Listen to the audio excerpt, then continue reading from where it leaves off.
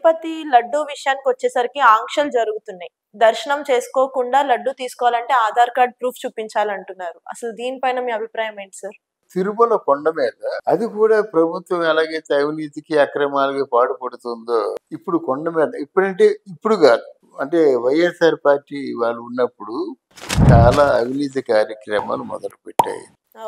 లడ్డూలు తిరుపతి దేవస్థానం వాళ్ళు అమ్మే లడ్డూలు రెండో ఎన్నో తీసుకుంటున్నారు, పెద్ద క్యూ ఉండి బట్టి ఆ లడ్డు 50 రూపాయలు అయినప్పుడు కూడా బయట 10 లడ్డూలు కావాలంటే 10 లడ్డూలు, 20 లడ్డూలు కావాలంటే 20 లడ్డూలు, అంటే ఒక లడ్డు దగ్గర 25 రూపాయలు లాభం వస్తుంది. అర్థమైందా? రోజుకి కొన్ని 60,000 మంది వస్తున్నారు. మరి 60,000 లడ్డూల మీద 60,000 పాతీలు ఎంత అవుద్ది? ఇది కనిపించని కుంభకోణం అన్నమాట. ఆ దేవస్థానంలో కొన్ని వేల లడ్డూలు అంటే దళారుల చేతుల్లో వెళ్ళిపోతాయి. తర్వాత అన్ని అన్యాయాలు. మన అంత పరమ పవిత్రమైనటువంటి హిందూ దేవాలయాల్లో 65 మంది ఉద్యోగులు పనిచేస్తున్నారు. వాళ్ళు ఏం చేస్తారు? లడ్డూల్ని కళ్ళకద్దుకొని మనం తింటాం ఎవరైనా. అలా కాదు, ప్రసాదంలా చేస్తారు అంతే. ప్రసాదంలా కూడా తినరు. మామూలుగా హోటల్లో ఆర్డర్ ఇస్తే వచ్చిన టిఫిన్ తింటాం కదా, అంత దరిద్రంగా వాళ్ళు ఉంటారు. అసలు దేవస్థానాన్ని ఒక బిజినెస్ గా మార్చేశారు అని అంటే ప్రసాదం దగ్గరకు వచ్చేసరికి కూడా ఎందుకు ఇలా చేస్తున్నారు? ప్రసాదాలు మా ప్రసాదాలు అంత ముందు లడ్డు పెట్టేవారు. ఇప్పుడేమో మామూలుగా కారం పొంగల్ ఉంది కదా, ఆ కారం పొంగలు తర్వాత పులిహోర ఇవే ఇస్తున్నారు మెజారిటీ పార్ట్. ఏదో ఉదయం దర్శనం చేసుకొచ్చిన వాళ్ళకి, పూజలు చేసుకొచ్చిన వాళ్ళకి చిన్న లడ్డు ఇచ్చేవారు, ఇప్పుడు ఇస్తున్నారు అనుకుంటాను. అదే పెద్ద బోగస్ అవినీతి కార్యక్రమాలకి అడ్డగా మారిపోయింది. ఇకపోతే పూర్వం కొండెక్కేసరికి మన గుండె చల్లు మనది అని అంటే అంత భయం ఉండేది, వేసేది అన్నమాట. ఓం నమో వెంకటేశాయ అని వినిపించేది. ఇప్పుడు ఆ వినిపించడం మానేసింది. మన కర్మ కారిపోయినట్టయితే తిరుపతి వెంకటేశ్వర దేవస్థానం మీద వైఎస్ఆర్సీపీ ఆ పార్టీ రంగులు వస్తున్నాయి. మనకి వేంగమాంబ అన్న వితరణ ఉంది కదా, వేంగమాంబ అంటే వెంకటేశ్వర స్వామి భక్తురాడు, తననే భర్తగా భావించి తనలోనే ఐక్యమత్యం అయిపోయింది. ఈరోజు వెంకటేశ్వర స్వామి తాలూకు మెడలో ఉన్న ఆ పూలమాల ఎవరంటే వేంగమాంబ. హారతి కూడా వేంగమాంబ హారతి ఇస్తారు. అంటే అంత పరమ పవిత్రమైన వేంగమాంబ అన్న వితరణ ఎలా ఉండేదంటే వేడి వేడి అన్నం, చక్కని ముక్కలతో సాంబార్, తర్వాత ఏమో ఒక స్వీటు, ఒక కూర, పచ్చడి, మజ్జిగ, పరమ పవిత్రంగా ఉండేది. ఇప్పుడు నాసిరకం బియ్యం, నాసిరకం అన్నం, సాంబార్లో ముక్కలు ఉండవు. ఇలా చేసి అన్న వితరణకి ఎందుకురా బయట 200 రూపాయలు ఇస్తే కమ్మను భోజనం చేయొచ్చు అనే పరిస్థితి వచ్చింది. మళ్ళీ టీడీపీ వచ్చిన తర్వాత 50 రూపాయలకి అమ్మే లడ్డు 25 రూపాయలు చేశారు. అన్న వితరణలో ఓన్లీ సన్న బియ్యమే ఉండాలి.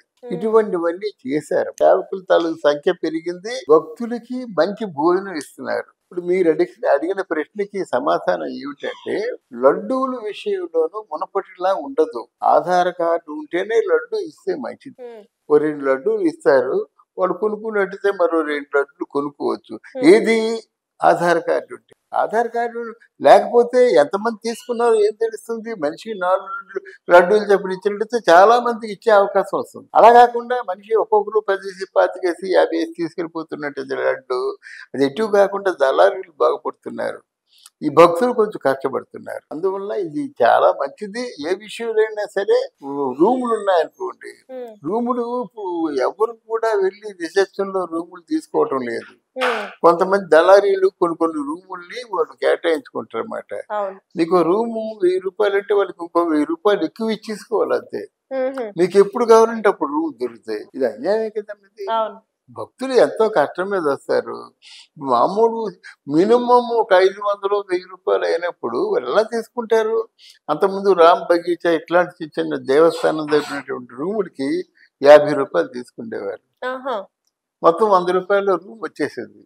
అది లేక ఇంత అవినీతి కార్యక్రమాలు జరుగుతుంటే ఇంకా మరి వాళ్ళు సరైన కఠినమైన నిర్ణయాలు తీసుకోకపోతే భక్తుల సంఖ్య కదా. మన హైందవులందరూ కూడా ప్రెస్టీజియస్ గా భావించేటువంటి ఆ తిరుమల ఆ క్షేత్రంలో ఉన్నటువంటి వ్యక్తులందరూ ఇక ముందైనా కొంచెం ఒళ్ళు దగ్గరించుకొని ప్రవర్తిస్తే బాగుంటుంది. అక్కడ కొంతమంది స్వామీజీలు ఉంటారు, అది స్వామీజీల్లో డూప్లికేట్లు ఉంటారు. ఆ డూప్లికేట్ అంటే వాళ్ళు ఎప్పుడైనా వెళ్ళిపోవచ్చు దర్శనానికి. వారు బట్టి ఒక 10 మంది వెళ్తారు దర్శనాలు. అంటే తిరుమల దేవస్థానానికి అంటే వచ్చేటువంటి ఖర్చుకి వచ్చేటువంటి రాబడికి వీళ్ళు గండి పెడుతున్నట్టే కదా. మనం రోజా చూసినట్టయితే వెళ్ళినప్పుడల్లా 50 మంది, ఒక్కొక్కరి దగ్గర అప్పుడు ఆవిడ మరి ఎన్ని వేలు తీసుకుందో ఎన్ని లక్షలు తీసుకుందో కొన్ని కోట్ల రూపాయలు గండి పడింది అన్నమాట రోజా వల్ల. ఇటువంటి కార్యక్రమాలు జరగకుండా ఈ రోజు తిరుమల తిరుపతి స్వయంగా మన చంద్రబాబు నాయుడే చూసుకుంటున్నాడు, పర్యవేక్షిస్తున్నాడు. అది కానీ ఖచ్చితంగా స్ట్రిక్ట్ డిసిప్లిన్ ఉండాలమ్మా ఎవరికైనా సరే. లేకపోతే ఎంతమంది లడ్లు కొనుక్కున్నారో మనకు తెలియదు కదా, ఎంతమంది భోజనాలు చేశారో కూడా తెలియదు కదా. ఆ భోజనాలకు కూడా ఇది పెట్టుకోవాలన్నమాట. వచ్చేవాళ్ళే వచ్చేవాళ్ళే 10 మంది తీసుకొచ్చి అలా కాకుండా ఎవరో ఆ వేంగమామ అంటే వెంకటేశ్వర స్వామి తాలూకు సేవకురాలు అనే నిజం తెలుసుకున్న వాడు వచ్చి భోజనం చేస్తే ఆ భోజనం కూడా మనకి సంతృప్తిగా ఉంటుంది. అది